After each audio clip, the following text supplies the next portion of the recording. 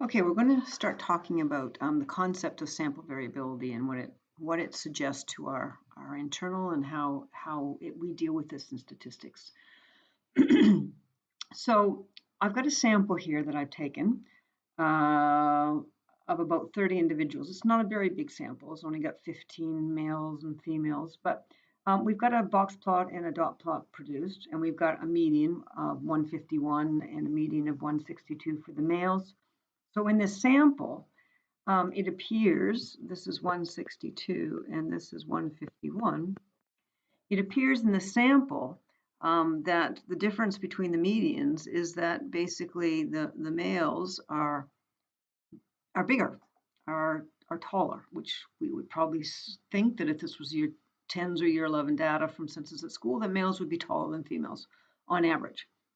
And then we would talk about that. And then we would talk about the fact that we probably wouldn't use mean on this because there's this unusual bit of data and that's going to pull the mean down and all that stuff. And then we would make basically a tentative conclusion or inference about what's going on back in the population for these students from census at school. And we would probably say that this might suggest that back in the population, the males were taller than the females. But there's a problem with that, and that's why we kind of say tentatively, because if I was to do another sample, so here's my sample that I did first, and I took a sample out of the population, and I built a box plot and a dot plot, and I took the medians, and this is what I've gotten. But if I do another sample, so here's another sample. I've taken it out of random. It's a simple random sample. I've done it exactly the same way as I've just did it before. I've got a box plot and a dot plot for females and males, but look at the median and look at the median here. Let's go back to the original. 151 and 162, 157 and 161. Males haven't changed much, but the females have changed considerably. And the box plots are different places and different positions. Let's take another sample. Look at the difference in the boxes and the medians. Let's take another sample. And another sample. And another sample. Oh, and another sample. Now, suddenly we've got something quite different going on here.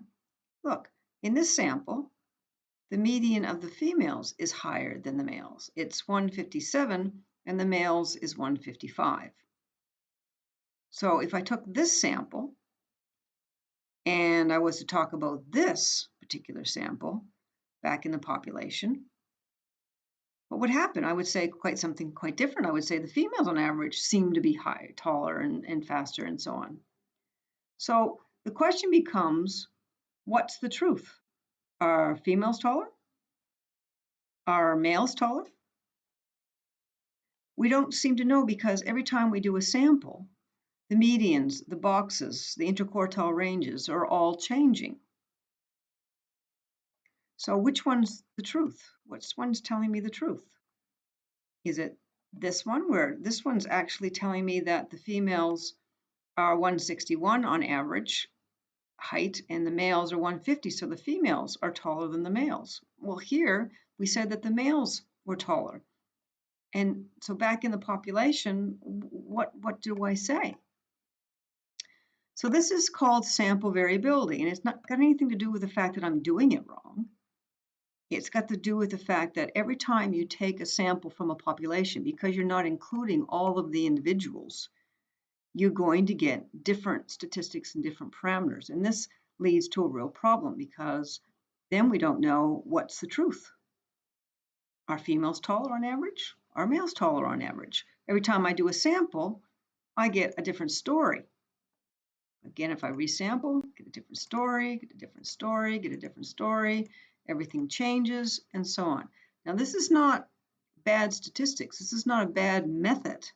This is just the reality of taking a sample from a population.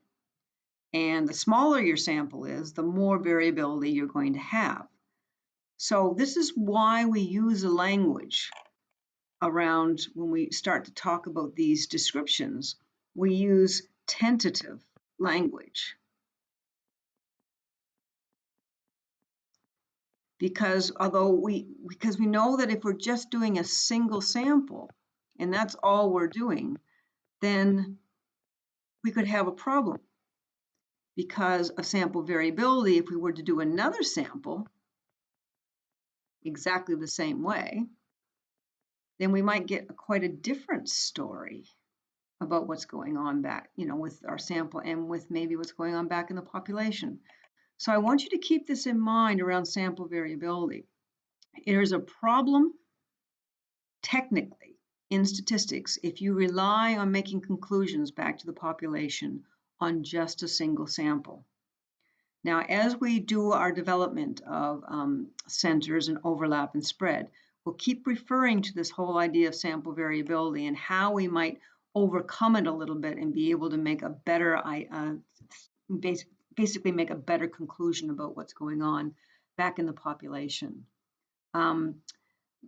Talking about medians is called basically using a point estimate to make a call, and that can be quite a sort of not the most accurate way to make conclusions about what's going on back in the population. So we'll talk further about this.